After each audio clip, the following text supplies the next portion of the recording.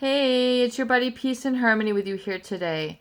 I want to zoom in on a result of toxic parenting, narcissistic parenting, when the relationship dynamics in the family have been created through a setting up of satisfaction of the parent's needs rather than the child's needs when it comes to child rearing, and in essence the experience of shame that is created and set up in the mindset and attitude, personality, and experience of the child who is raised by narcissistic parents.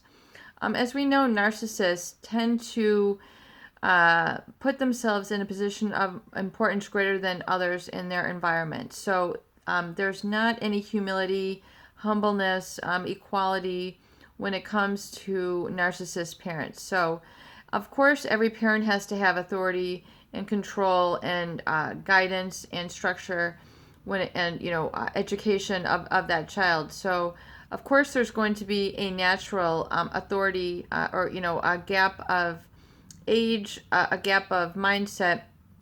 But in essence, though, the parent, narcissistic parent, there's healthy narcissistic and then there's unhealthy narcissistic.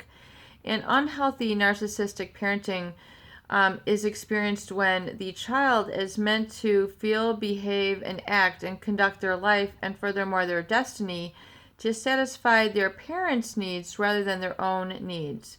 Live a life as an identity that is created in response to their parents versus being allowed, permitted to live their own life on their via their own values, via their own personality drive, their need to become autonomous, their need to become self-reliant, their need to have inner integrity, their need to explore their environment and work through situations and do this without feeling ashamed, realizing that it's okay to have emotions of fear, anger, sadness, and then work through those as a child. Furthermore, know how, have the parent work through these feelings with them as the adult with, a higher experience in life, greater experience in life, and then help to teach them, educate them how to process their feelings, test reality, have friendships.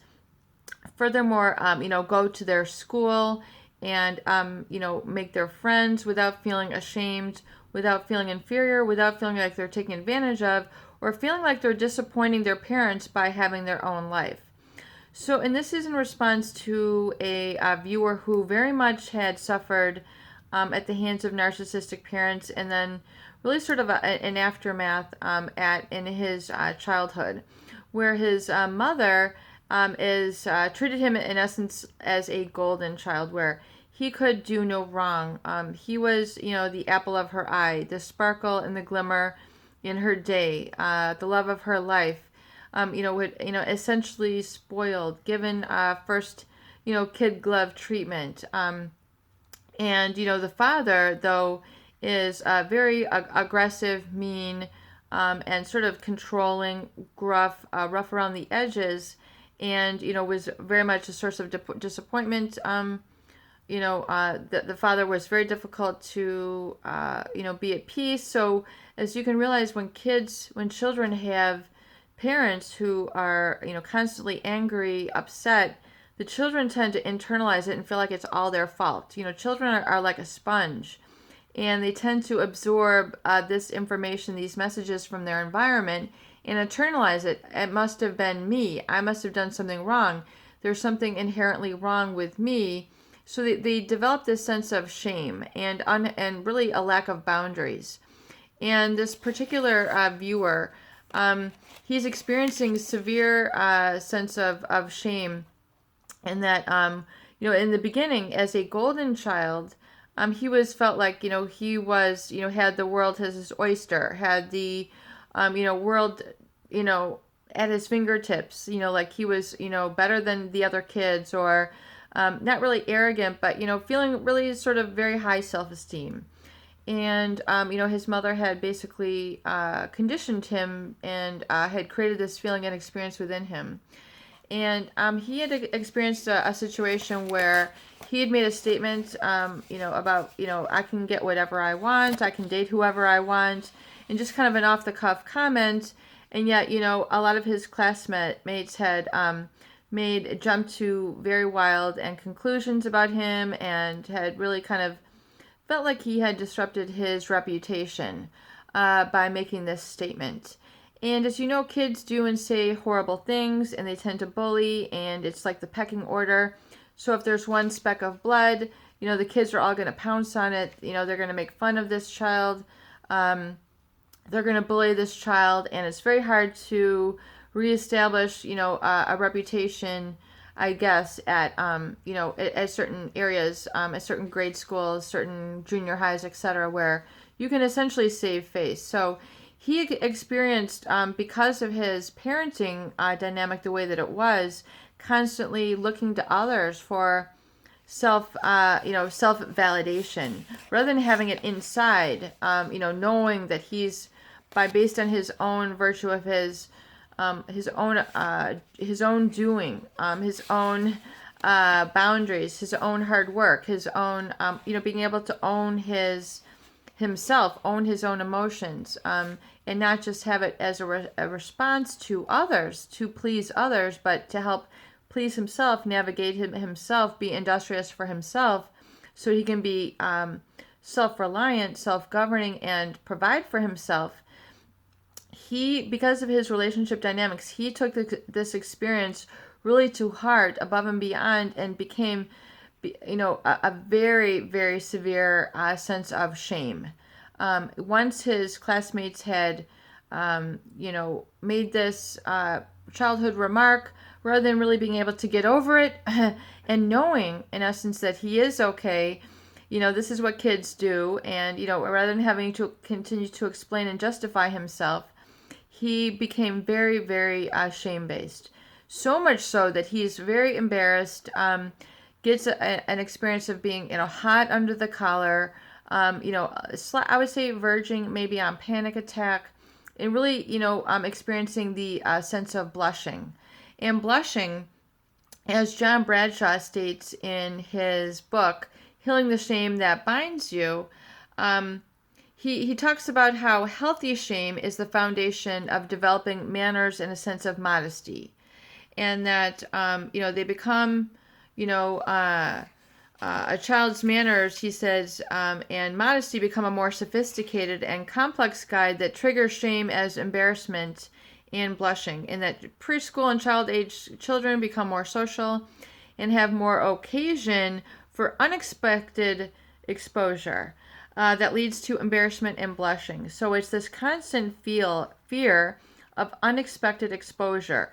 Something uncertain is going to happen. Something is going to set me off. Something is going to really expose me for this wounded person, this person who my mother has coddled, and my father being so gruff and angry. They're going to see that I have this less than perfect parenting, and I'm not going to be able to handle it. I'm not going to be able to really manage my emotions, that I'm going to almost break down if someone learns about me. And I understand this, and I want to kind of zoom in on this topic, and perhaps the other viewers can comment in terms of support for this. But this feeling of unexpected shame, or unexpected exposure, that realize that this fear that someone might get to know the real you, that this very much is connected to the narcissistic and abusive background. So once you realize that this was set up and based on shame, which is really an experience that you're feeling less than, you feel inherently flawed, which was mirrored to you by your parents, but it has nothing to do with reality. It has everything to do with that dynamic that was set up. So if you can understand that shaming is the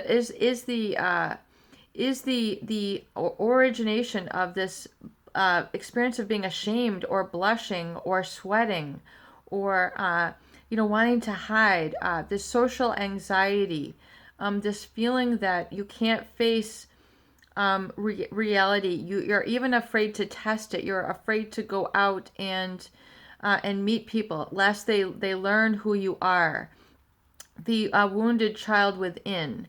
I would very much encourage you to realize that as an adult, you can give yourself a unconditional positive self-regard, that realizing that the shame base, the feeling of being less than, of being inferior, was reflected back to you and put into your feeling about yourself at the hands of narcissistic and those self-centered sort of individual character disordered people. And that to resolve that shame, that feeling of being flawed, realizing that that origin of that feeling existed in the parents before you had a chance to experience yourself. So that message that you had received, that you were less than, that you were,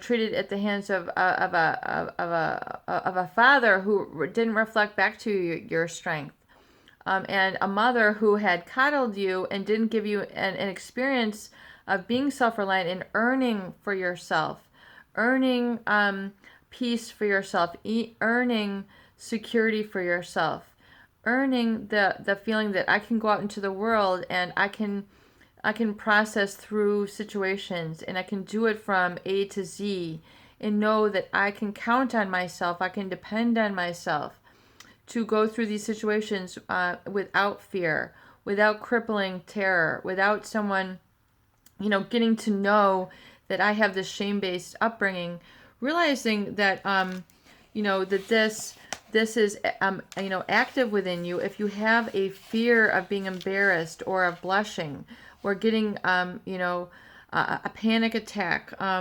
you feel unable to cope in this situation, realizing that this is a sense, you can turn this into something positive through a sense of humbleness and humility. And this is going to take practice. This is going to take time. And it's very much a phenomenon which I want you to study and work on and concentrate. And I would also recommend for those people who experience a lot of shame to definitely get the book Healing the Shame That Binds You by John Bradshaw. It's a wonderful book. And he describes in his book here, it says, On Shame and the Search for Identity, another book that he references and cites. Helen Lynn writes, one's feeling is involuntarily exposed, one is uncovered. And that furthermore, blushing is the manifestation of our human limits. The ability to blush is a metaphor for our essentially limited humanity. When blushing comes, with blushing comes the impulse to cover one's face, to bury one's face, to save face, or sink into the ground. And with blushing, we know we've made a mistake. Why would we have such a capacity if mistakes were not part of our essential nature? Blushing is a manifestation of healthy shame, and it keeps us grounded. It reminds us of our core human boundary. It is a signal for us to not get carried away with our own excellence. So this is very profound, and I think it's very important for those who are suffering with toxic shame that this really, in essence, you have to alchemize it and turn it into something positive. Realize that everybody has their own limitations and their own limits and their own, it comes from realizing that as human, you embrace your limits. And that is what actually makes you great. And that is what makes you excellent, is when you're able to own, enforce, invalidate your boundaries, and that this is actually a self-protective mechanism to have limits, to have healthy shame, which means I can't do it all on my own, but I value others and I seek others to complement me, and so we can collaborate and work together. So that's very much an experience of healthy boundaries and healthy shame. So you do have to realize that coming to a state of humbleness, humility, knowing that there's something greater than you that can be there to accept you, acknowledge you, and love you for who you are, and will not shame you, will not make you feel embarrassed, but it will embrace you for the very person that you are, I think is something that you have to allow yourself to experience and allow yourself to really sort of express to yourself, say, I'm experiencing my humbleness and my humility, and I'm okay, and entering into fearful relationships quietly, little by little, and I'm going to test them, and I'm going to focus on being secure, being at peace, knowing that I am safe, knowing that I can handle my emotions as they come up, and that even though I might feel fearful, sad, that maybe I need to get into, if this is really overflowing into my experiences, realizing that chances are I need to get into some talk therapy, talk to somebody about my feelings, because they've been bottled up for so long. I need to engage with somebody and share and talk about my feelings so I can get them out in the open, and rather than having them bottled up and them just being fearful that they're going to spill over in uncontrolled situations where I'm crying at the grocery store, I'm crying at workplace, I'm getting panicky, I'm starting to blush and get embarrassed and shameful and out of control, and this social anxiety. So realize that a couple things are at play, and you definitely, can work through it. I would recommend this book, and I would recommend talk therapy. And for those who do need it, you can definitely please contact me at peaceandharmonynow@gmail.com, and I'd be happy to work with you. Peace and harmony with you here today. I hope these videos that they do help. Please share and please subscribe for more great tools, videos, discussion, and support.